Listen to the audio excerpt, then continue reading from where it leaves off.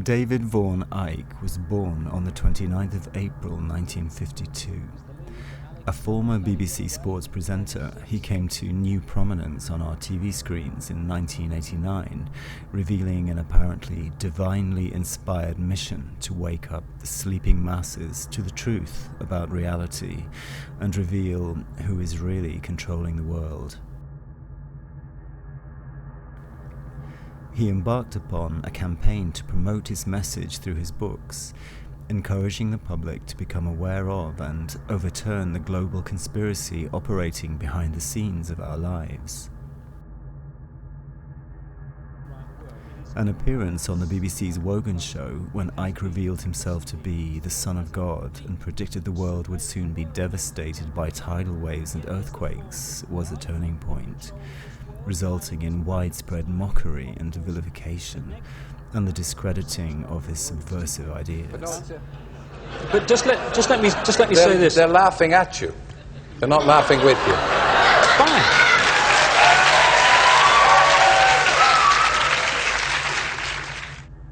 So much of what we do to each other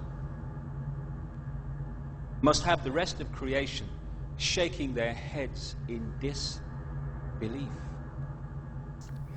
During this time of public humiliation and despair, Icke continued his mission, determined to communicate his message to the small audiences who were curious enough to listen.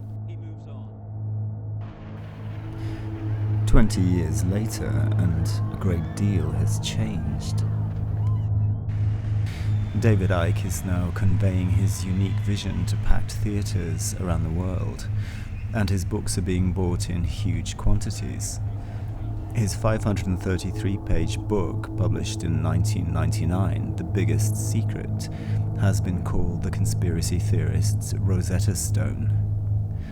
Much of what he spoke about at the beginning of his journey has proved to be accurate, and people all over the world are acknowledging the true nature of modern society.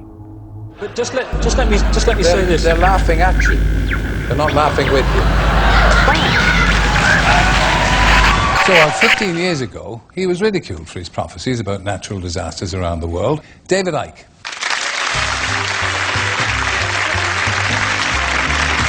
Tell me about the project for the New American Century. Tell me about it. I know nothing about it. Sure, but you see how preposterous it is. What, the fact that you think America's an open society? No. Absolutely ludicrous, Terry. I've never heard anything so stupid in my life. Okay. Thank you, ladies and gentlemen. David Icke, thank you. Good luck with your mission. Pleasure. Thank you.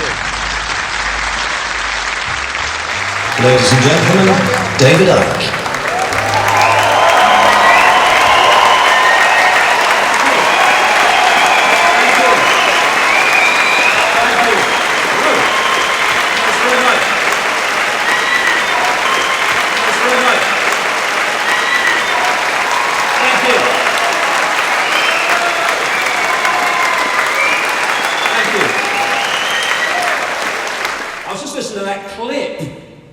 From 1991. Didn't I talk posh? Yeah. And how many people on average on one of these events? What, here today? At the beginning? Oh, in the beginning. Literally a handful. And then he'd go to sort of like a university and they went specifically to laugh. He was like the entertainment rather than, oh, we don't want to go because we want to know what he's saying seriously. It's like, let's go and let's all, you know. So they would heckle but he can hold his own with all of that. He doesn't, he's not fazed by it. But I can't say I would have ever enjoyed having everybody laughing. Well, having said that, we all had everybody laughing. As a family, you couldn't go out. What was that? People pointing, horrible. That made more sense, actually, wouldn't it? Absolutely horrible. People saying to the kids, your dad's mad. But you say back to them, well, your dad's mad. And this kid went, you don't know my dad. One of our kids said, no, exactly, you don't know mine either. Thank you very much. Crikey. I couldn't fill a phone box a few years ago. No one wanted to know. There is an awakening going on. I just said back there to someone, and he said, what about the audience today? I said, well, today we're all crazy. We're all crazies here. Because in a world that's freaking insane, if you're not crazy, well, you're in trouble. I think David Icke's an interesting voice in a wilderness of people who don't say anything. I've been interested in his work now for about 13 years, and he draws a fine line for me between credibility and insanity. I'm not sure which side of the fence he falls on, but he's certainly a very compelling, interesting person, and that's about it, really. He's got an introduction of 2 songs. He's got Elton John, I'm Still Standing, and then there's a bit of a documentary which talks about his life's work and that, because it's 20 years since he started doing this, so it's kind of a bit of an anniversary year. And then he's got Uprising by Muse, and then he comes on after that. It's about 15 minutes or so.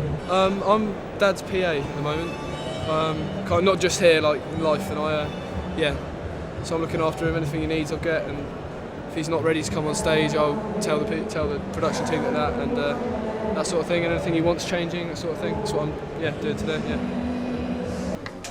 We're just preparing now, trying to get all the books set up, all the prizes, so that when the public come in, most often they'll come straight here, to see what's available, and hopefully buy something.